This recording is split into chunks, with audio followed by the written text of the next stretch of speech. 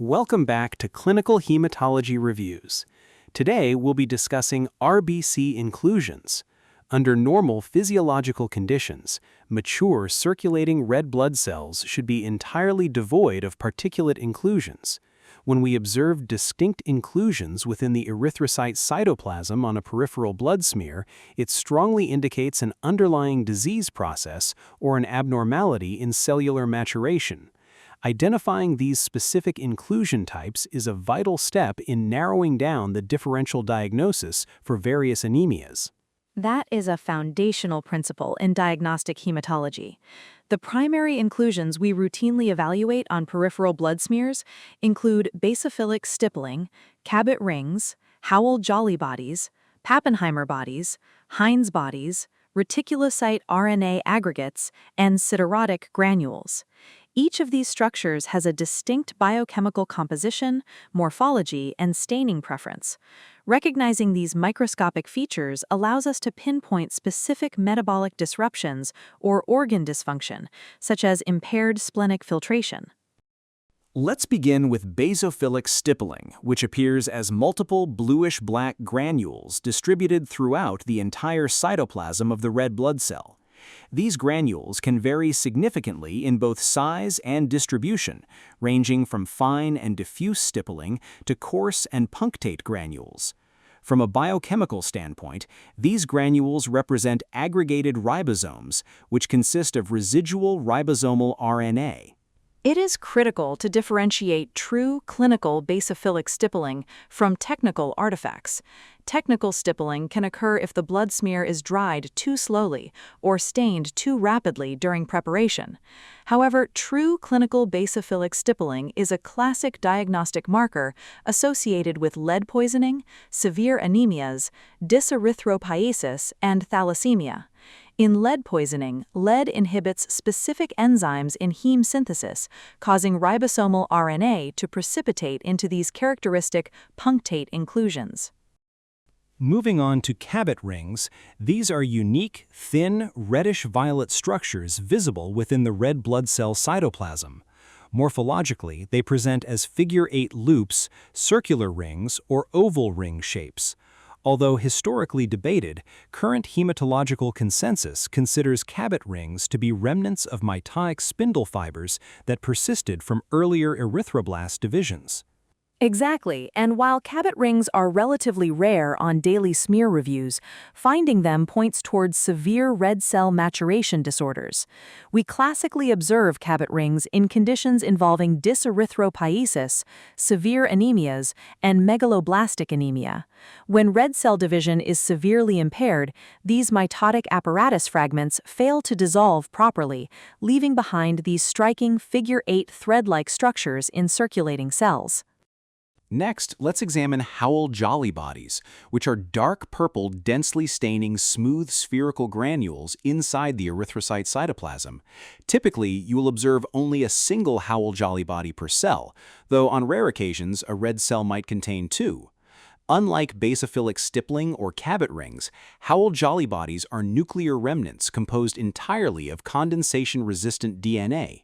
That distinction in composition is essential for clinical interpretation. During normal erythropoiesis, as the late normoblast extrudes its nucleus, small DNA fragments can occasionally break off and remain in the cytoplasm. Under healthy conditions, splenic macrophages actively pit and remove these nuclear fragments as red cells filter through the spleen. Therefore, seeing prominent Howell-Jolly bodies is a major hallmark of post-splenectomy status or functional asplenia, as well as severe nuclear maturation abnormalities like megaloblastic anemia. Now let's turn our attention to Pappenheimer bodies. These appear as small, dark staining granules that are frequently located near the periphery of the red blood cell cytoplasm, often arranged in small clusters or dumbbell-like pairs.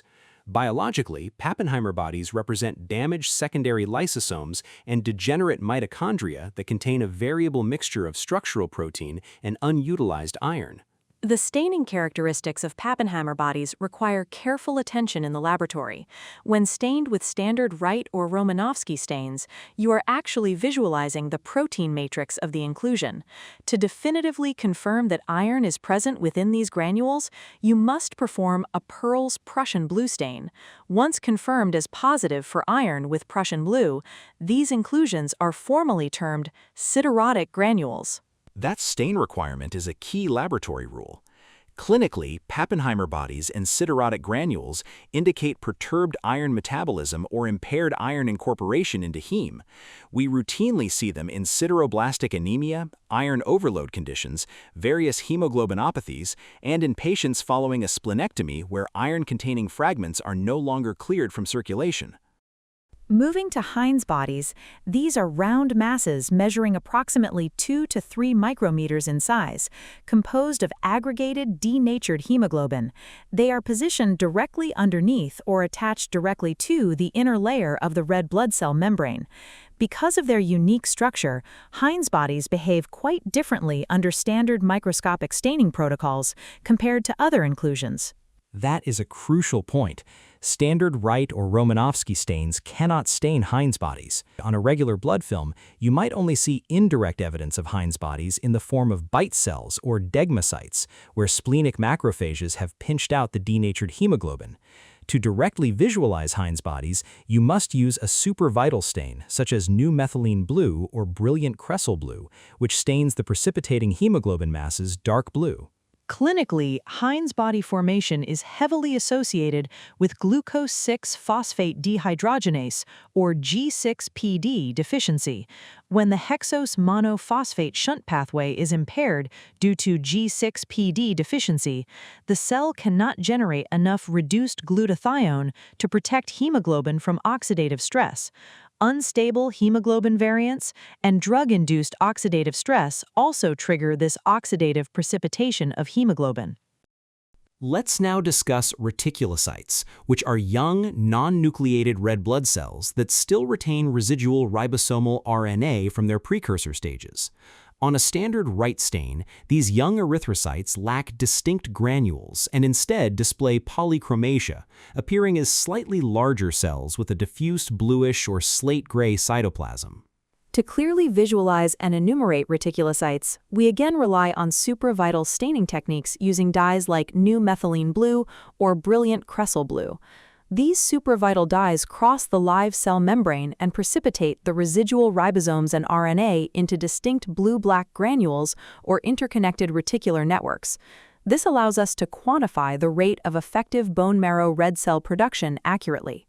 There is an important enumeration rule that every laboratory scientist must apply during manual reticulocyte counts under light microscopy. An erythrocyte must contain 2 or more discrete aggregates of precipitated reticular material to be classified as a reticulocyte. Single isolated dots do not meet the criteria, ensuring consistency across manual reticulocyte evaluations. Finally, let's explore sideroblasts and siderocytes, which are defined as red blood cells containing non-heme iron aggregates. As we discussed with Pappenheimer bodies, confirmation of these non-heme iron aggregates strictly requires Pearl's Prussian blue stain, which turns ferric iron into bright blue granules. The clinical classification depends entirely on whether the cell is a nucleated erythroid precursor or a mature circulating red blood cell. A sideroblast is a nucleated erythroid precursor found in the bone marrow that contains non-heme iron granules. Under pathological conditions, we can observe ringed sideroblasts, which are abnormal precursors where iron-laden mitochondria form a striking ring encircling greater than 1/3 of the nuclear perimeter. Ringed sideroblasts are a cardinal diagnostic hallmark of sideroblastic anemias and certain myelodysplastic syndromes. On the other hand, siderocytes are mature, non-nucleated red blood cells containing non-heme iron aggregates. While they show up as Pappenheimer bodies on standard Wright stain, they are called siderocytes once confirmed blue with Pearl's Prussian blue.